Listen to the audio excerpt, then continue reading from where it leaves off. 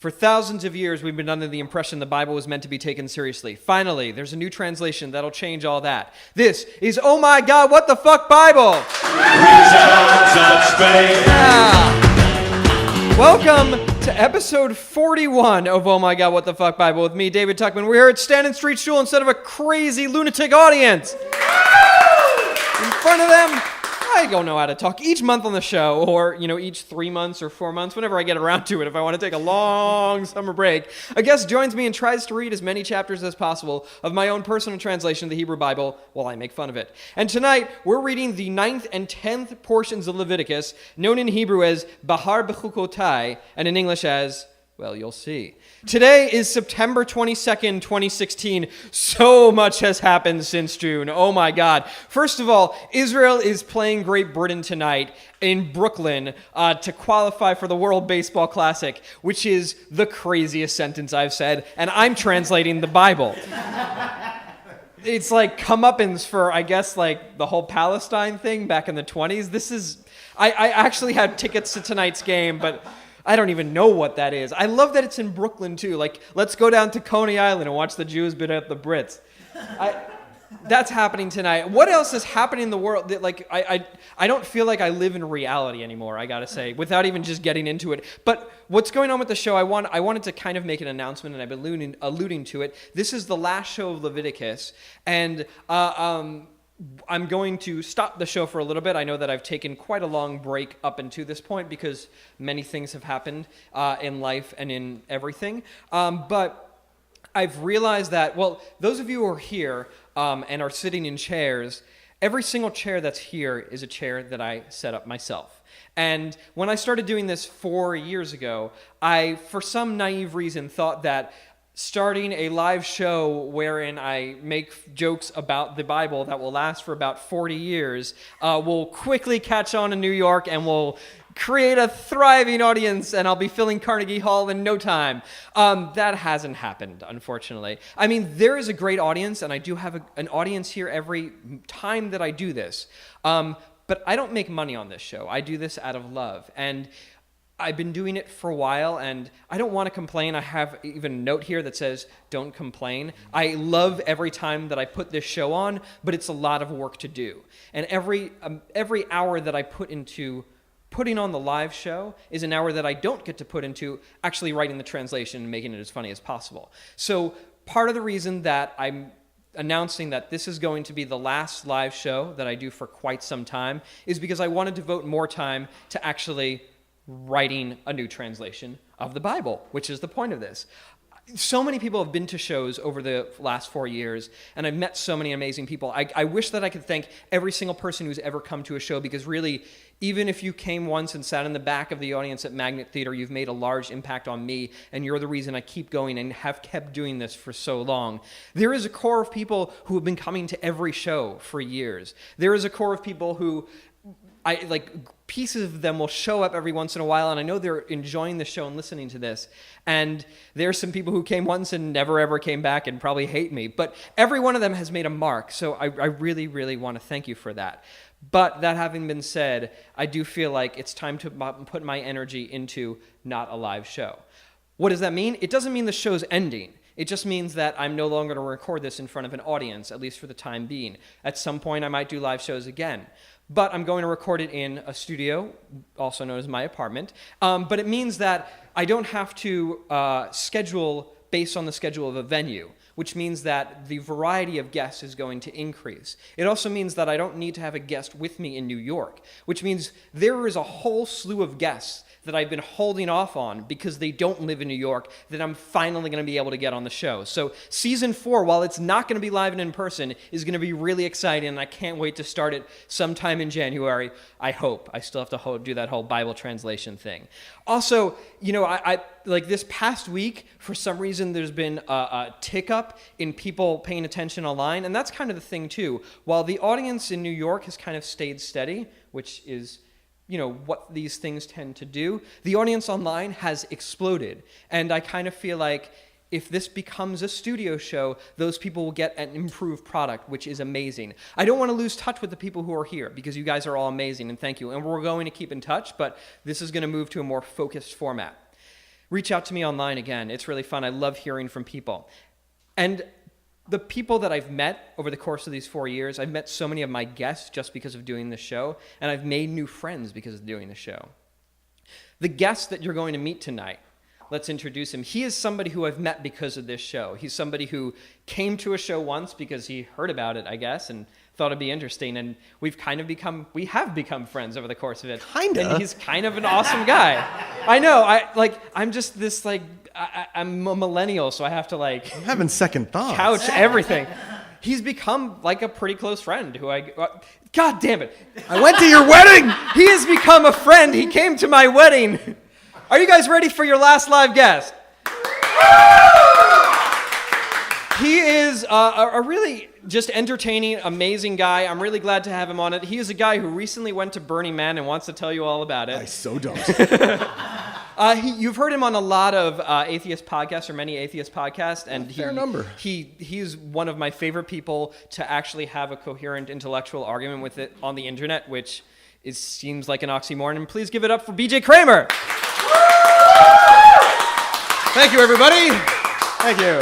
BJ, how are you doing? I'm getting by. That's good. Mostly because I really don't care about England and Israel playing baseball. It's like really weighing on my mind right now. Like, is Ike Davis doing okay? Did he get a hit? Do you think there's a fantasy league for the World Baseball Classic? What I think is there's a World Baseball Classic? Yeah, what is that even? It's in 2017 and the qualifier is this year. I've only heard of it today. You're very lucky. We should all get on a train and go to Brooklyn now. How is Burning Man? Dusty. Yeah. There was a lot less visible drug use than I expected. Really? But a lot more drug use than I expected. I just didn't see it. Did you run into Mark Zuckerberg at all? Was Shkreli there? No. There were too many naked people for me to look for famous people. None of them were Zuckerberg? Maybe. I don't know. If I saw naked Mark Zuckerberg, I don't think I'd notice. He was probably wearing that mask, from Sleep No More. So what I like to do with each of the guests, now that we've established who you are. My bona fides. You've actually hosted a show at your home before. You can call it that. Yeah. You did a show in my house, which I was happy about. That was really fun. What was that like for you? I was busy cleaning up after people. I'm so sorry. No, I drank a lot, so I don't know. Oh, good. Yeah. Okay. And then we watched The Big Lebowski after. It was pretty wonderful. Thank you so much for having me. Yeah. I don't recall, but that makes sense. Yes. I do believe you. Yes. Yeah. Yes. So I like to talk to my guests a little bit about their religious background. How did you grow up in terms of religion or Judaism, if so? Well, you see, son. Uh-huh. I was probably, I guess you'd say, modern Orthodox, but the out-of-town variety as a small child. Yes. St. Louis, Portland, Oregon, Brookline, Massachusetts, Yonkers, New York. Ultimately, as the third of 6 children, my older siblings went off to schools, and they were increasingly strict. And we sort of morphed into sort of black hat yeshivish over time, ultimately leading me to places like Ner Yisrael in Baltimore and various similar institutions in the Holy Land. Right. And I have a very large, very Orthodox family. I have 26 nieces and nephews at last count, although I haven't checked my phone recently. You don't get updates? No, I do. I just, I'm here. I put my phone on silent. And yeah, I'm the only one who has strayed from the fold. How did that happen? How did that happen? Oh gosh, I'm trying to think. Like, how politely should I say this? Well, the Aron is covered right now. Yeah. Okay. Good. Yeah. That's where the lightning bolt shoots out at me, right? Yeah. It has not happened yet. Let's see here. At some point I realized I didn't think any of it was true. Okay. Yeah. So you weren't abused or... No, and it's funny. I actually posted something about that on Facebook today. I thought, because so many from people's reactions to my apostasy was, something horrible must have happened, or, he's angry or whatever, and it's a phase. And the possibility that I firmly had philosophical positions that did not align with my it's shocking that religion, you come up with that. People just wouldn't believe it. And ultimately, I believed them. And I thought that I was a very exceptional case until I met many, many other people who also stopped believing and left the fold. So it's pretty much as simple as that. So you just don't believe in it? I'm not a big believer. Yeah. I'm like what they call a skeptic. So I want evidence. The fact that there's literally no evidence for any of this is kind of like... Well, I wouldn't say there's literally no evidence. There's mountains of terrible evidence. No good evidence. Interesting. Very interesting. Yeah. So you believe that the Bible is written by people, I suppose? Well, yeah. I mean, it's much more likely than any other kind of ape. Yeah. I suppose, though, if you give one a typewriter for long enough. Well, I heard that. Yeah. You usually get a sonnet or two out of him, Yeah, and then he just falls apart. It's so weird that they keep mistaking it for Shakespeare. Then he just starts posting on Reddit. But you spent a lot of time in Jewish learning, in yeshivas, in Jewish education. Have you read the entire Bible? Ostensibly. Okay. I don't recall, because there were so many years where, you keep for saying instance, that. Are you a senator? I have plausible deniability about everything. What are we talking about? Like, for instance, in high school, we had to do Shnai Mikveh Ketargum every week, so, Right, so you read twice and translate My mouth once. stumbles on it. Yeah, so I went through the whole Torah a bunch of times, except for maybe parts of Devarim, because that was always summer vacation. Although we were supposed to do it over the summer, and I may have. Nobody I just don't Devarim. remember. Yeah. I know I did wear out the pages in my art scroll Chumash, but I don't know how much attention I was paying. Not as much as Playboy. Do you have a favorite story or character in the Bible? Oh yeah, a story for sure. Akedes Yitzchak. I love that. That is fun. The binding of Isaac. How come? Because that's the first point where, to me, the really terrible immorality of the stories becomes personal. Yeah. God deciding to kill every living person except for one family. One parsha earlier, or whatever, two parsha, three. Sure, Vayera, I don't remember. right? Yeah. So recently, not long before. It's an impersonal kind of horror. So it didn't really affect me very much. But the idea that, like, you hear a voice that says murder your child and you're like, sounds legit. I'm going to do that. Yeah. That, to me, is, about as frightening as anything, considering that it was taught to me as a good lesson. Mm-hmm. When you hear that voice, you do it. Until the end. Yeah, because it's going to end up saying, psych, don't kill your kid, kidding.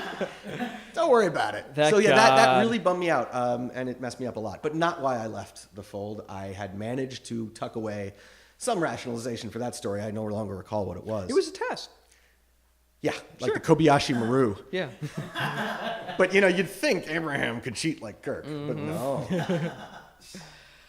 Oh, that's that nerd stuff. Star Trek, right? I'm a Star Wars guy. Yeah, sure. Go ahead. Go ahead and call it nerd stuff and then correctly identify its source. Shit. Kirk, I think. That's a good one. I like that one. Thank you. I like the Abraham stories are pretty fun. Yeah, big fan of Shlomo HaMelech, just for the wives. Yeah.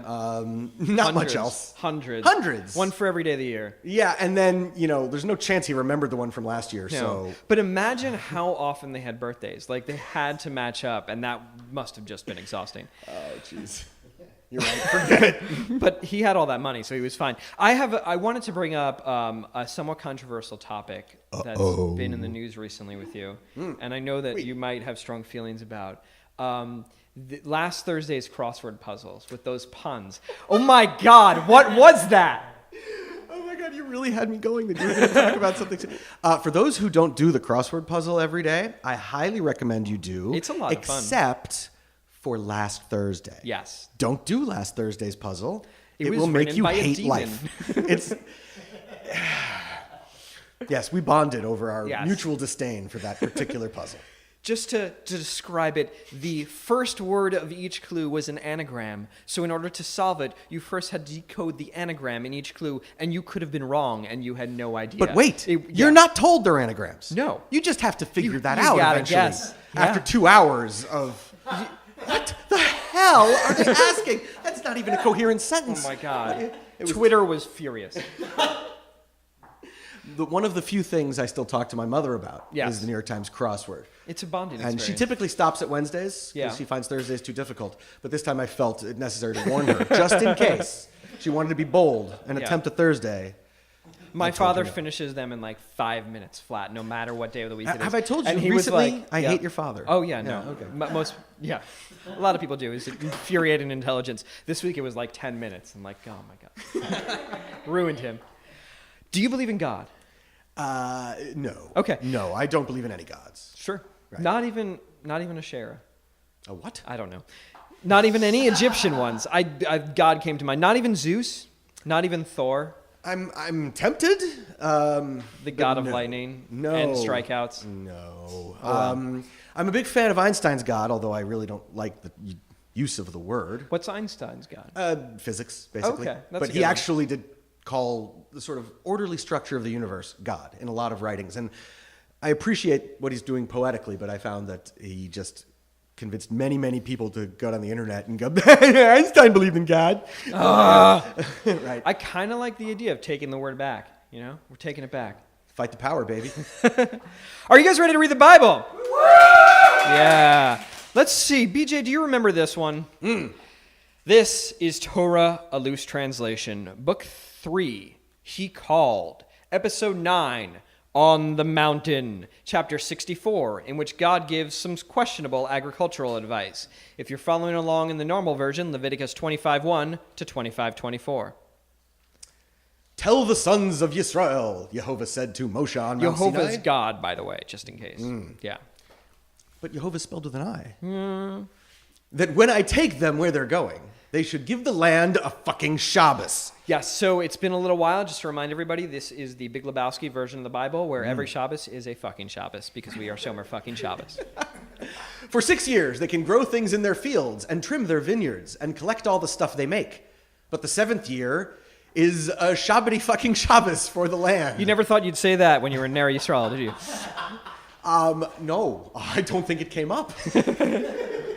But I can call the rabbis, I have their numbers. A fucking Shabbos to Yehovah! Don't tend the fields or prune the vineyards. Don't harvest anything the land makes. Don't take the grapes of unpruned vine. It's a fucking Shabbos year of the land. Sure. For the land, sorry. Back to quoting. Yes. You, your servant, your hired help, the settlers living with you, your animals... Not the ones of Catan. Your animals, also not of Catan, and the beasts in your land can eat whatever the land grows on its own during the fucking Shabbos year. Everything that grows will be food. Sure. So just so that I am clear here. Yes. Stuff can grow, and Stuff you can can eat grow. it, but you can't agriculturate. Exactly. You can't tend to it. If it grows, it's food. But you can pick it, Yes. but not harvest Not hard. Not. We'll get to these details, Yeah. won't we? Yes. You just take it. All right, let's get back to count 7 fucking Shabbos years, 7 years, 7 times. After 7 fucking Shabbos years, you'll hit 49 years because I am the Lord your God who knows math. Yes. Oh, it doesn't say that. No, you added it. It's okay. I did. Yeah. Got carried away. I was just impressed at the math. I was like 7, was it 14?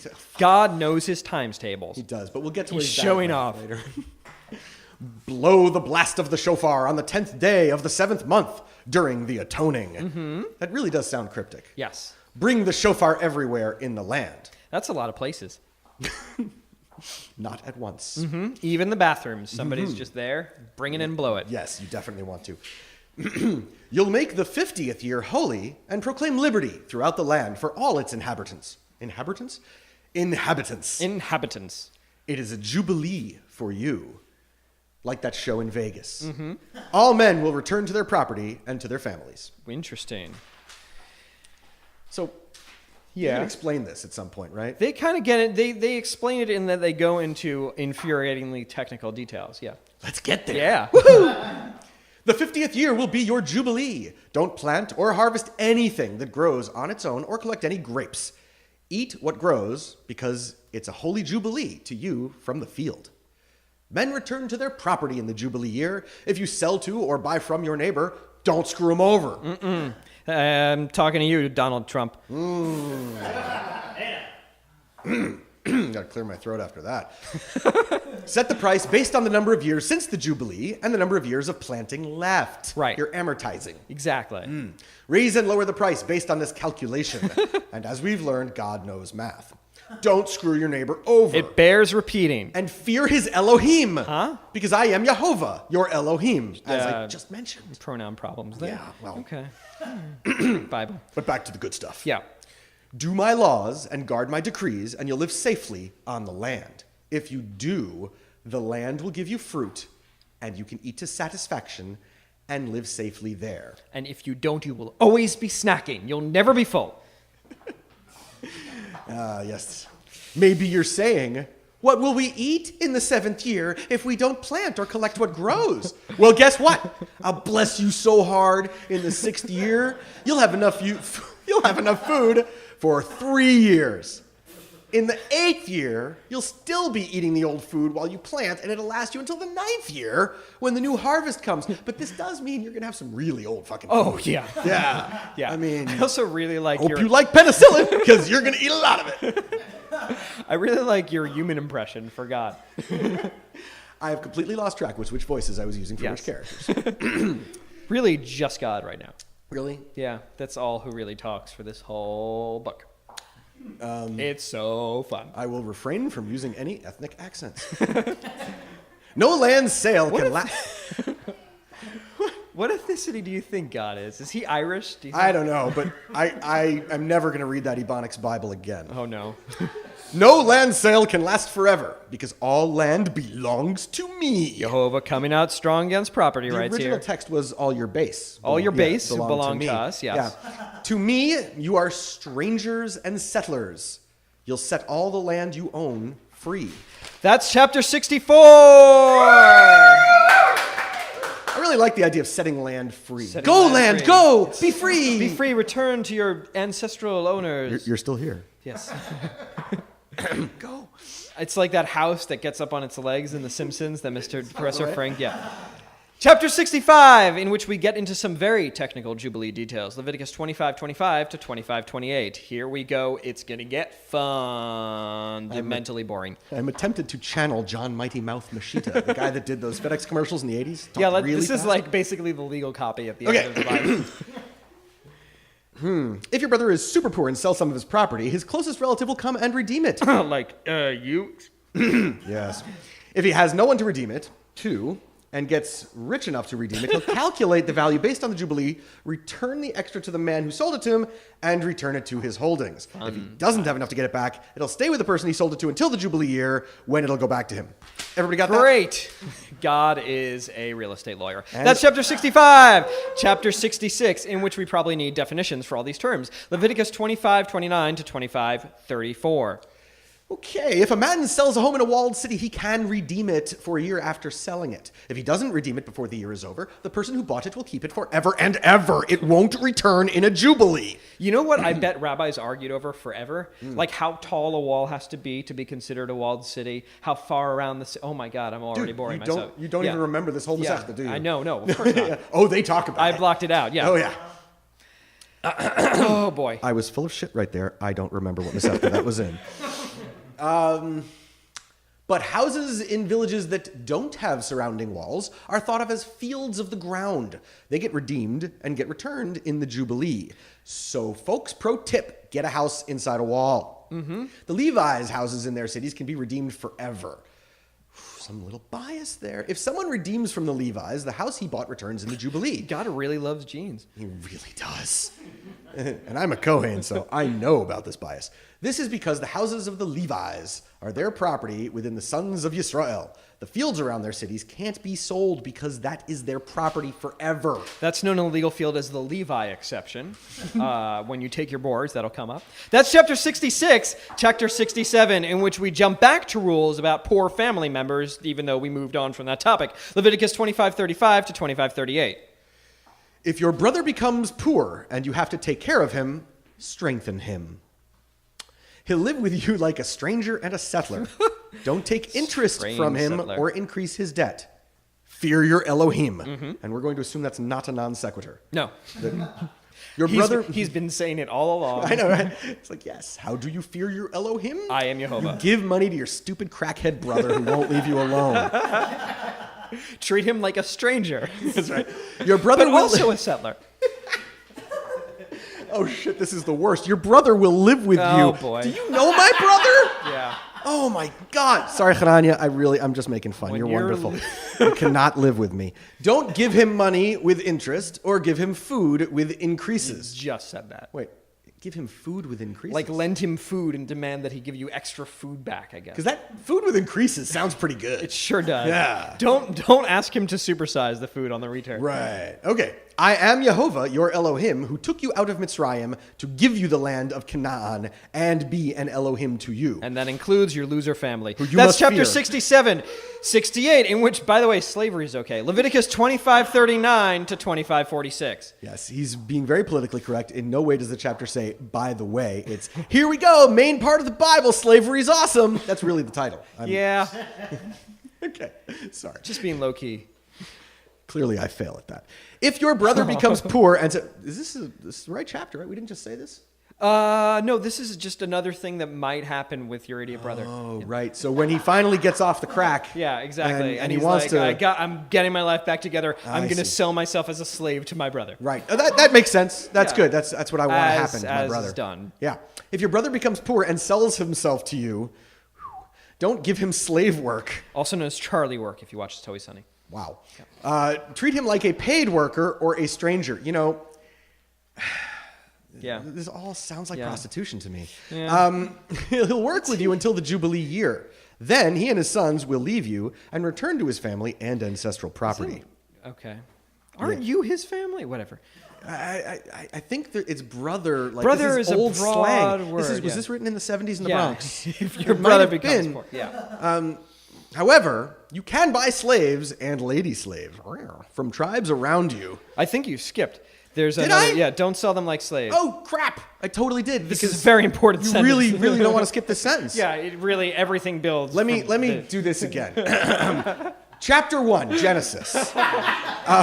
Slavery's Sorry, good. no, let me catch you up here. It says about, don't sell them like slaves, or don't oppress him with hard work, because you were all slaves who I took out of Mitzrayim. Fear your Elohim. Yes, it was very important that I made you repeat. Yeah, sentence. that brought That the whole thing together. was completely redundant. Tied up the whole like The Bible together. slave thing. I mean, they'll get through film school with this kind of writing. It's, it's pretty good. However, back to the good part. You can buy slaves and lady slaves from tribes around you, the sons of settlers who live with you. Now remember, settlers who live with you. That's ger, right? Yeah, it can be. Yeah. Yeah, which means like quasi-Jews. Yes. Right? You can totally buy their kids. You can buy Cheap tribes because they're not kinda full colors, Jews. Yeah. Awesome. And from the families who were born in the land. Wait, doesn't that mean everybody now?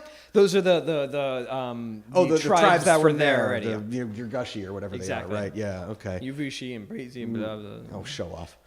They'll be your I'm property. translating the Bible. They'll be your property. You can pass them down to your kids. Cool. Just like the families who were born in the... Oh, no, they can't because their kids got sold to you. Yeah. They'll work for them as an inheritance forever. Forever. Slaves that you get forever. Wow. But don't work your brothers from the sons of Yisrael with grueling labor. Because, we're moral. Yeah. Yeah. That's chapter 68! What a fun one. Chapter 69, in which a stranger comes a-calling. Leviticus 25:47 to 25:55. And let me all, for everyone here, I'm going to say how proud we are of you for not making a cheap joke about 69 in the chapter. Thank you. Thank yes. you. This is the third book. I think I did that. Yeah, I'm totally going Way to stick back. one in somewhere in this, though. If the stranger or the settler with you gets rich and your poor brother is with you, sell him to the stranger, the settler, or someone in the stranger's family. I do believe that is the fourth Ferengi rule of acquisition. Yeah. After he's sold, he'll be free. One of his brothers will redeem him. Maybe his uncle or the son of his uncle will redeem it. That was Star Trek, by the way. I know you looked at me like, what? Anyway. Or someone else from his family.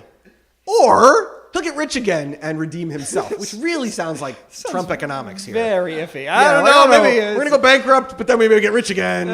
one of his brothers will come, his uncle, his cousin. Those are all the family members I It's all can think good. of right now. It's all good. Yeah, second cousins don't count because we couldn't figure out how to say that in Hebrew. He'll work for the person who bought him based on the years. There's a lot of detail about the slaves. Oh, yeah. But that's okay. It's a good book to base our morality upon. He'll work for the person who bought him based on the years left until the Jubilee year, how much he owes, and the rate of a hired servant. Right, so you God, the calculate- accountant Yeah. is teaching us here all about how Jews are going to be accountants forever because of this. I think. Yeah. If there are a lot of years, he'll pay his buyer based on that number. Wow, this is like buy low, sell high, kind of basic. We're really getting into it. Yeah, if there are just a few years left until the Jubilee, he'll use that number for his calculation and buy his freedom. I imagine like the Jewish universities in the desert were like Slave 101. All right, here's how the economy works. Oh my God! You have your Jubilee, your slide rule, and just somebody raises his hand, like, Rabbi, isn't this pretty much the same about buying a wife? Yeah, shut up, kid. Bible's repetitious. Deal with it. All right. So his brothers will get rich again. I said that. He'll use that. Okay. He'll be with him every year like a paid servant. He shouldn't oppress him with grueling work. Again. If he doesn't go free in one of these ways, he'll leave in the Jubilee with his sons, because the sons of Israel are slaves to me. They're my slaves, who I took out of Mitzrayim. I am Jehovah, your Elohim. That's chapter 69. You made it through. Chapter 70, in which we get severely off track all of a sudden. Leviticus 26:1 to 26:2, like there was a track that we were on. Don't make any idols, or raise any pillars for yourself.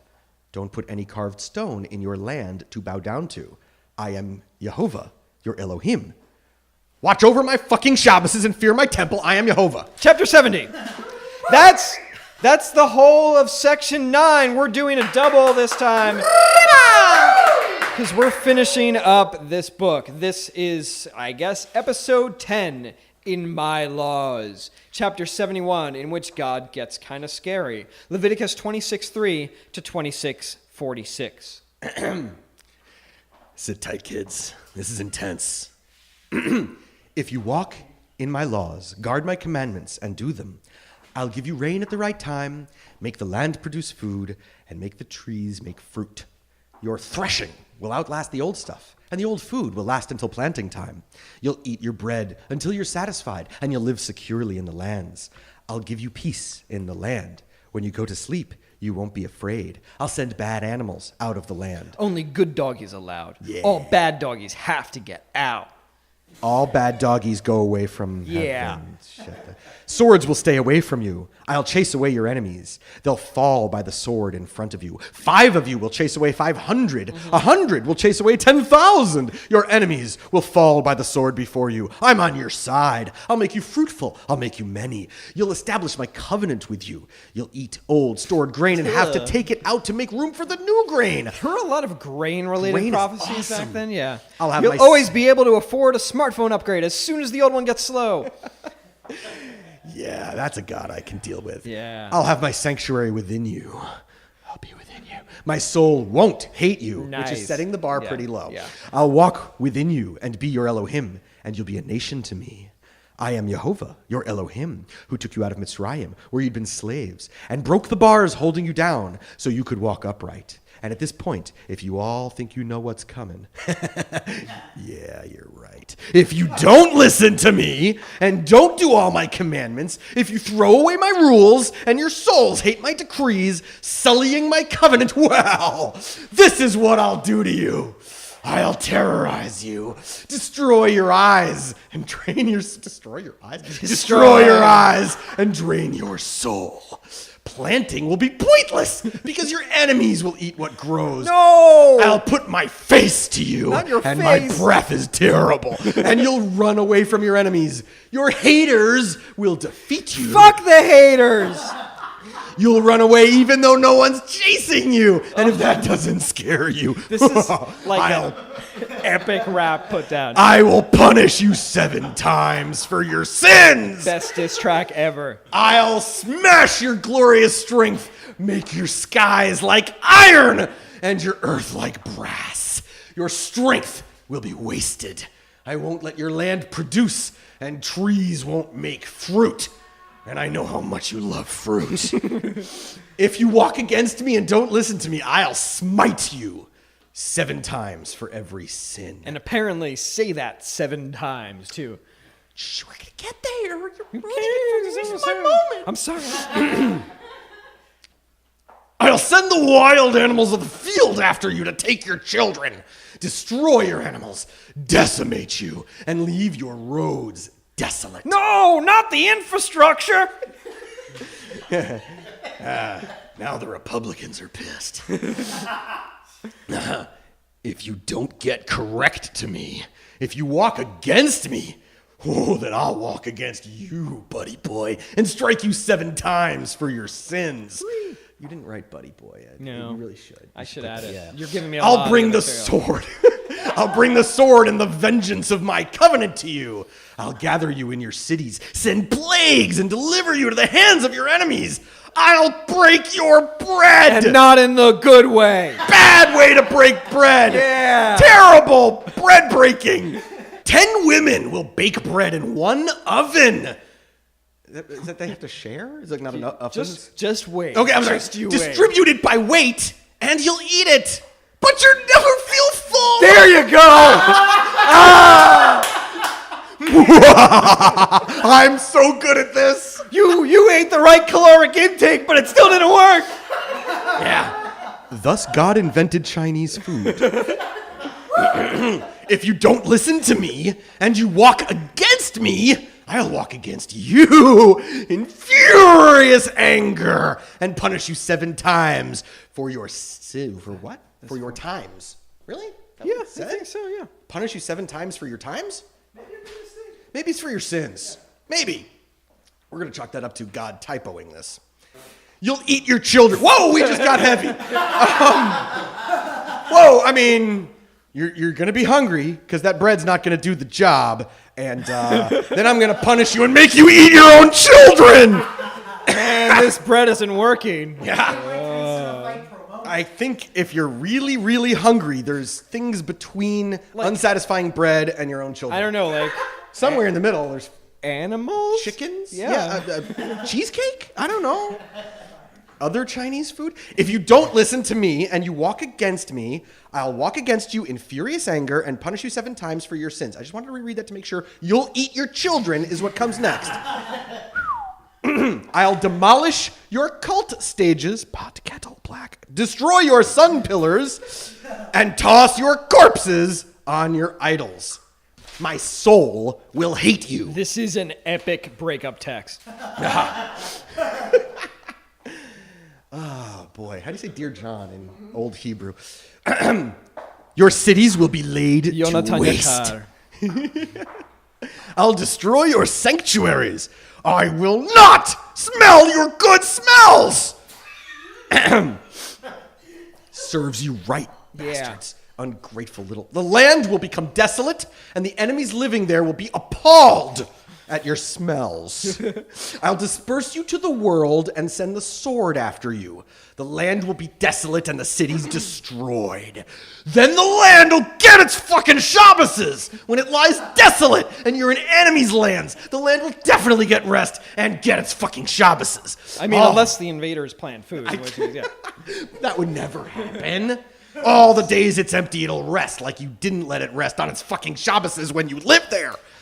Those of you left, I'll make your hearts faint in your enemies' lands. You'll run away from the sound of a falling leaf like from a sword. But to be fair, the Middle East has really loud leaves. Yeah. I mean, you know this, right? Yeah. No one will chase you, but you'll fall anyway. Oh, yeah. I have the power of remote tripping people. You'll tremble before your brother like he has a crack problem. We discussed this already, didn't we? Yeah. You'll tremble before your brother like he has a sword when no one's chasing you. You will not have power before your enemies, and they'll be able to watch TV and turn on the lights, and you will not have power.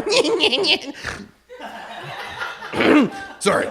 You will not have power before your enemies. You'll be lost in the tribes. Google Maps won't work, and you won't have service. You'll have no idea where to go. Tear your freaking hair out. It's awful. The lands of your enemies will eat you, and they'll taste your babies inside you when they do. And they won't be satisfied. All that bread. It just goes around. Those of you who are left will pine in your iniquity in your enemy's land. They'll even mourn the iniquity of their fathers. They'll confess their own iniquity and that of their fathers in their treachery against me and those who walked against me. Even though I'll walk against you and bring you to your enemies, your uncircumcised hearts will finally humble themselves, and I'll remember the covenant of Yaakov, Yitzchak, and Avraham. I'll remember them all and remember the land. The land will be left alone and get its fucking Shabbases. By being empty from them, they'll pay for their iniquity. even though they rejected my decrees and their souls hated my rules. But even when they're in the lands of their enemies, I won't reject them or hate them completely to break my covenant with them. I still love you, baby. I didn't mean it. Because I am Jehovah, their Elohim. I'll remember our first covenant, that I brought them out of Mitzrayim in view of the tribes to be their Elohim. I am Jehovah. These are the rules, the decrees, the teachings that Jehovah gave between himself and the sons of Yisrael at Mount Sinai through Moshe's hand. That's chapter 71. Give it up for BJ. Killing it as God. We got 2 more chapters left. He's going to take a drink of water. But this is chapter 72, in which we find out exactly how much life is worth. Leviticus 27:1 to 27:8. Tell the sons of Yisrael, Jehovah said to Moshe, if a person vows to donate the value of a soul to Jehovah, a male soul, 20 to 60 years old, is worth 50 holy silver shekels. So I guess manhood starts at 20 and not 13 then, huh? Something like that. But a female soul is worth 30 shekels. Lovely. 5 to 3. Where have we heard that before? 3/5, huh? 3/5 is valuable as a man. Interesting. Yeah. From 5 years to 20 years, the worth is 20 shekels. For a boy and girl's worth 10 shekels. From a month to 5 years, a boy is worth 4 shekels and a girl is worth 3 silver shekels. From 60 years and up, a man is worth 15 shekels and a woman 10 shekels. Wow, way to spell it out there, God. Thank you. If he can't afford the value, he stands before the Kohen in drag, so he gets a lower price. So the Kohen can determine his value. Whatever the Kohen says he can get, that's what he pays. That's chapter 72. We have one more in the book. This is chapter 73, in which there are some final rules about sanctification values. Leviticus 27:9 to 27:34. Why are both of us like... Our throats are dead right now. Well, there's been a fair amount of yelling after all. Ate all that cheese. Jehovah, he's got some anger issues. If he's bringing an animal to sacrifice to Jehovah, anything he gives from it to Jehovah becomes holy. He can't change it or replace it, whether he's replacing something good with something bad or vice versa. If he replaces one animal for another, both it and its replacement will be holy. If he vows a yucky animal that isn't allowed, he'll bring it to the Kohen, who will determine its value. Like Antiques Roadshow. If he redeems it, he'll add 1/5 to its value. So let's just understand this. We take a 3-toed sloth to the Kohen, and the Kohen's like, that is not an acceptable offering to Jehovah. Right. So I give you $5 for it. Yeah. So now he's got to give $6 Exactly. back to the temple. Yeah. Fair enough. Makes sense. Makes sense. God's good with money. We got it. We got rules for all these eventualities. When a man sanctifies his house to be holy to Jehovah, the Kohen will do an evaluation of his house and determine its... Shit, I'm a Kohen. Am I have to be an appraiser? Yeah, I don't know basically. how to do that. That's your job. I have to you inspect didn't know like that. plumbing and stuff. Yeah. I know nothing about this. These aren't copper. 40 shekels off. Yeah, I mean, all the blood runoff from your sacrifices, that's just going to pool in the basement. I see some Surratt residue here. Oh, God. You need to get that checked out. Oh, yeah. Your house has Saras. When a man sanctifies his house to be holy to Jehovah, the Kohen will do an evaluation of his house and determine its worth. If the consecrator wants to redeem his house, he'll add 1/5 of silver to the value, and it'll be his. If a man sanctifies a field from his property to Jehovah, the value will be based on how much it seeds. 50 shekel per homer. Whatever that of is. barley Let's say an seed. acre. That's a hell of a rate. It's like Manhattan real estate. If it's from, I have no idea. If it's from the Jubilee year and he wants to make it holy, it'll stand by its value. If it's after the Jubilee year, the Kohen will calculate the value based on the years left until the Jubilee year, and he'll subtract it from the value. If he redeems it from the sanctified field, he must add 1/5 of his value in silver, and it'll be his. If he doesn't redeem but sells to another man, it can't be redeemed, and that doesn't even get us started on long-term capital gains. When the field goes out in the Jubilee, it's holy to Jehovah, like a cherem field. That's a new term for us to just throw in there like that. Yeah, sure. But we know what it means, so it's okay. Or something? Yeah, it'll be the Kohen's property. Because it's holy to Jehovah, like cherem. Exactly. Okay. Whatever that is. If the field he wants to make holy to Jehovah is one he bought, but not from his property fields, what? That doesn't make sense. If the field he wants to make holy to Jehovah is one he bought, But not from his property. but not from his property, So not that he owned, like that would return, not from the, it would return to somebody else at the Jubilee. the Kohen will calculate its value based on the years until the Jubilee and give the value. I like that I can answer that authoritatively. Like, that's something that makes sense. Okay, anyway. On that day, it's holy to Jehovah. In the Jubilee year, the field will return to whomever he bought it from, the one whose property it was. Its value will be in the holy shekel, 20 gera it'll be in the shekel. Yeah, that's a bargain. But a man cannot make a firstborn that's born to Jehovah holy. Okay? If it's an ox or a sheep, it's Jehovah's. If it's a yucky animal, it'll be redeemed for its value with 1/5 added. If it's not redeemed, it's sold by its value. Anything that man makes cherem to Jehovah from any man, animal, or field he has, don't sell it and don't redeem it. Anything cherem is super holy to Jehovah. Any person made cherem can't be redeemed. Kill them right away. Wait, what? Wait, what? Okay. What the hell? I'm going to reread that just so we all know. Anything that man makes cherem to Jehovah from any man, animal, or field he has, don't sell it and don't redeem it. Anything cherem is super holy to Jehovah. Next sentence, any person made cherem can't be redeemed. Kill them right away. I mean, maybe I got that wrong, but I like it the way it is. Okay, good, because that was kind of... Yeah, I'm assuming that's legit. Yeah. Every 10th of the land, from the seed of the land, from the fruit of the tree to Jehovah, it's holy to Jehovah. If he redeems from his 10th, he must add a 5th to it. Is it possible he doesn't want to say Jehovah because he wants to say it so much? Maybe. I'm not sure. Every 10th of cattle and sheep, any that go under the rod, you know. The shepherd's rod that the shepherd holds Well, just up. don't explain it. Yeah. It's much better when just, you know what I mean? When the sheep goes under the rod.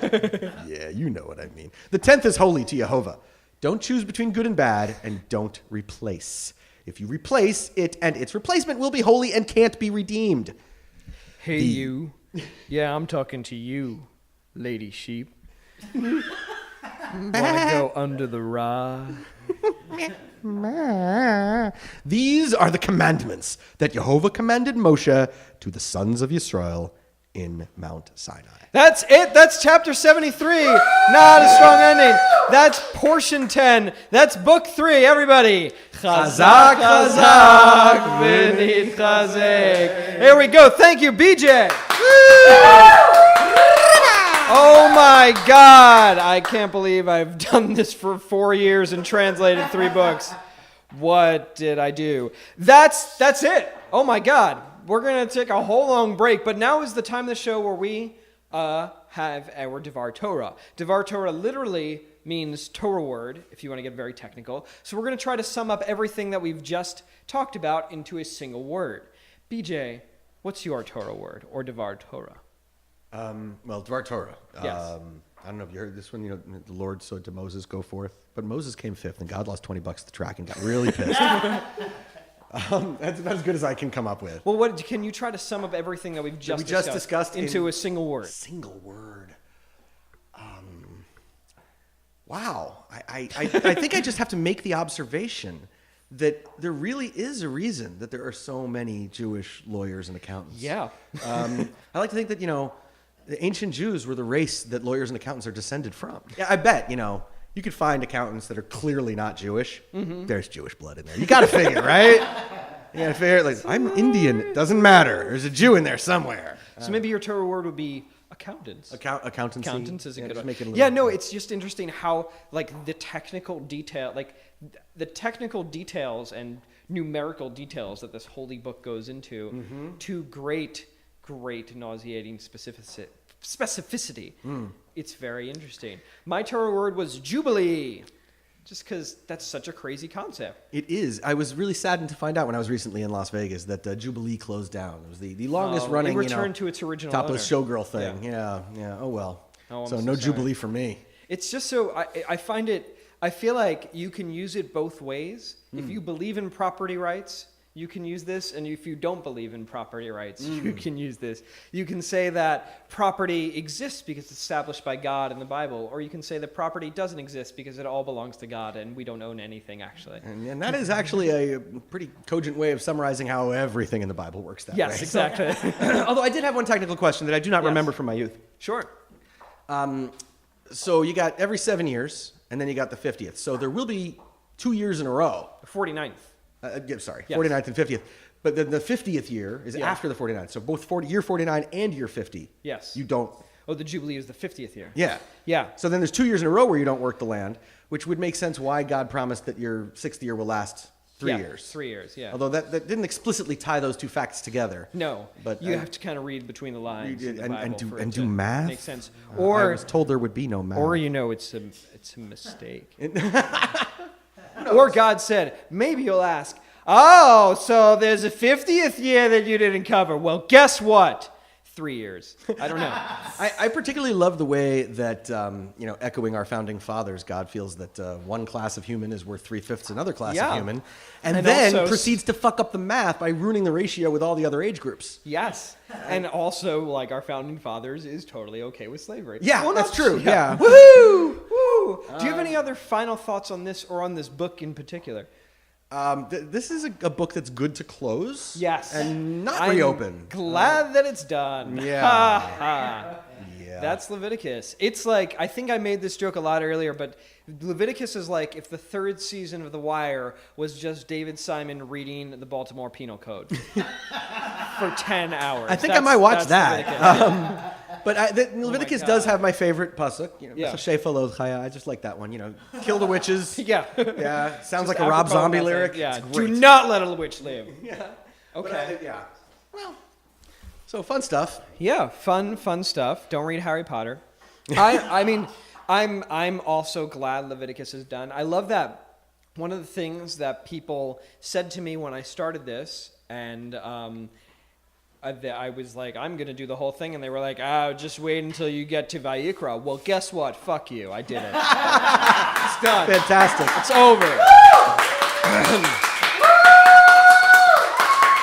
We're done with the rules. It's going to be the next one. Bamidbar starts off a little rocky, but we get to the good stuff very quickly. I have a request. Yes. When you get up to the next time God chooses a new asshole into all the Jews, can I come back and do angry God voice again? Yes, please. And you got a whole Tochel right? And you know what? Yes, we do. And you know what? With the new format, with it not being live, we can just like record it in pieces and have different people. Oh my God, it's going to be so fun. Yeah, it's going to be crazy. Yeah, sound effects. Yeah. I feel like I'll be channeling a little bit of Satan from Tenacious D in The Pick of Destiny. If you're familiar with that role. Oh my God. Yes. But, yeah. Have you got anything else that you want to share about this, about how this made you feel, about whether or not how you feel about bread now? Not about that, but a weird thing. Just saying chazak b'nis chazek at the end really creeped me out. Really? Yeah. Why is that? Because I have not uttered anything that sounds vaguely Hebrew prayer-like in 10 years. Mm-hmm. And it, maybe I have, I don't know. But well, we're definitely getting stronger now that we've finished this book. We're going to have a conversation generally. We're going to talk. We're going to clean up the room, too, because that's what we have to do. Thank you all so much for being here. Thank you, BJ, for being here. Is there anything that you want to plug or let people check out so they can follow you on the internet? No. Or just describe your suit. Not a famous person. Yeah, I'm wearing like a cheap, low-level mafioso suit right now because I discovered that when I went to Burning Man and subsequently Las Vegas, I ate like a pig for 3 weeks and can't fit into most of my clothes. Oh, no. Yeah. So I had a teeny bit of... no, I have no room in this suit, but it manages not to pop its buttons, so that's what summer's all about. Yeah, absolutely. Not fit in your clothes anymore. Yeah. Burning Man. Yeah, everybody should go. It's pretty awesome. Okay. Yeah, there you go. That's what I have to offer. I'm on Facebook, but I only friend people who I know in real life, so whatever. What about, I do not Instagram or tweet or... Do you want to plug your friend's book? Is that something you want? Oh, yeah! That's funny. Okay, totally forgot. Shitty friend that I am. Last year, I lost close to 70 pounds. Actually, a little over 70 pounds at the most. I want to say, like, I met you, and then I didn't see you for a while, and I saw you again, and I did not recognize you. I was sexy. Yeah. I lost a lot of weight doing a really crazy diet that I don't necessarily recommend to people. But maybe it'll work for you, maybe not. But I took this diet from my buddy Penn Jillette. Penn and Teller fed me my first non-kosher food 8 years ago, and we've stayed friends ever since. And it's a very entertaining story. I highly recommend you read it. Penn wrote it in a book called God No, Signs You May Already Be an Atheist, and Other Magical Tales. But most recently, he wrote another book called Presto, How I Made 100 Pounds Magically Disappear, or something like that. He went on this crazy diet. He's down like 130 pounds. And while he was doing that, I asked him, like, get me in on this, because I don't like being fat. So he hooked me up with this crazy mad scientist doctor, and I lost a lot of weight and kept it off. So the book's out there. It's called Presto. It's very funny, and my name is dropped somewhere in there. So you can like read it and go, I know that guy. Sort of. I once heard him on a podcast. Awesome. As always, you can find the podcast on Facebook, facebook.com/OMGBible. Twitter, OMGWTFBIBLE. It's on Tumblr, Instagram. There's a website. Listen on Stitcher, iTunes, any podcast app. Now the podcast is on iHeartRadio, which I didn't know was a thing. I got an email about it, and then I signed it up. So people have already send me messages that they've discovered it on iHeartRadio. So thank you so much. Please share the podcast. Here's a fun way to share the podcast. Print out a transcript of the episode and then send it to the head of the religion department at your local community college with no return address. I think that'll really get some new fans on board. If you like the show, please... Wait, not just community colleges, but yeshivas, right? Yeshivas, yes. I know a few rabbis. Send it to a local Rosh Yeshiva. No identifying marks. Don't even put the name of the show in it. And just scroll out in crayon on a piece of paper with this. I hope you like it. And also rate and review it on iTunes because it really helps. As always, I want to thank the Stand Street Shul for hosting us. Our last show here. I want to thank Wendy Chin for everything she does to make the show possible. Thank you so much, Wendy, for supporting me while I'm here. John Passaro, audio. Thank you so much, John. BJ Kramer, thank you for being here tonight. That's and thank you for the voice of God. I'm having a blast. Thank you for listening and you for coming out tonight. Thank you for coming to the last show. And if you're listening, you probably are if you hear this, make sure to listen again, because next time in the Bible, not as many numbers as you might expect.